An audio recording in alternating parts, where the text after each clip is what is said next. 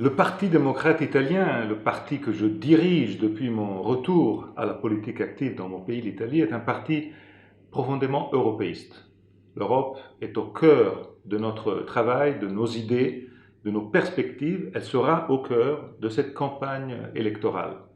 L'Europe a été toujours dans notre ADN parce que nous pensons que la coopération entre les pays et la possibilité d'avoir des solutions communes soit beaucoup mieux que donner des solutions simplement nationales ou nationalistes. On a fait ça pendant la pandémie avec Next Generation EU et l'argent qui est en train d'aider des pays qui ont été en difficulté à cause de la pandémie, comme l'Italie.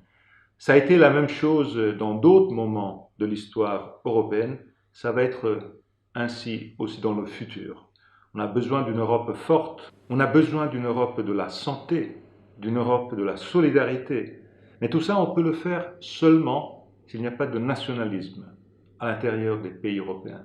Si chaque pays cherche d'être avec les autres dans une approche de solidarité, sans droit de veto, sans l'unanimité, que les partis de droite et les gouvernements de droite, d'extrême droite dans notre Europe ont toujours voulu garder.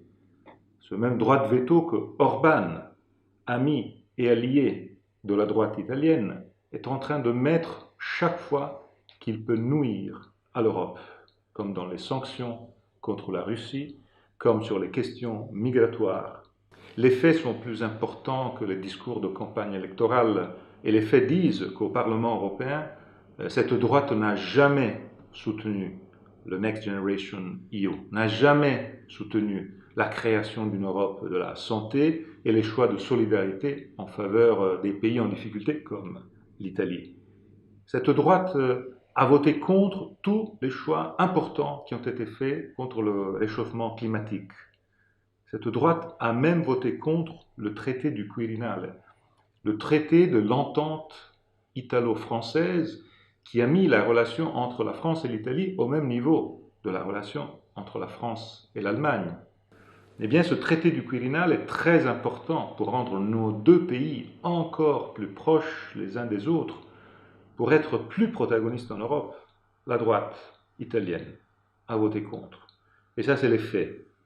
Et contre les faits, les discours de campagne électorale n'ont pas une capacité de les effacer, ont seulement la capacité de les rendre encore plus évidents.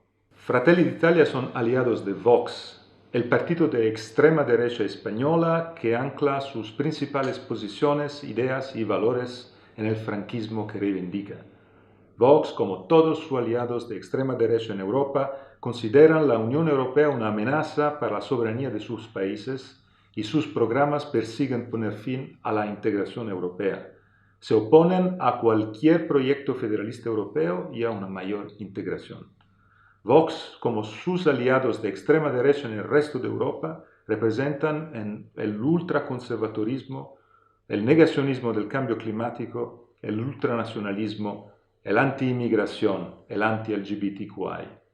The Italian right already ran the country. Back in 2011, the last Berlusconi's government sent the country close to a bankruptcy. We needed years and years of sacrifices to overcome this dramatic situation. The Italian citizens remember very well them. As usual, the Italian right is playing the scapegoat role, is playing the victim card. Yesterday the fault was because of the international financial system or because of the establishment. Today is the international press, the foreign press, just because they are doing their job. We will keep fighting to convince the Italian voters to vote for us and not for them. To vote for an Italy that will be in the heart of Europe.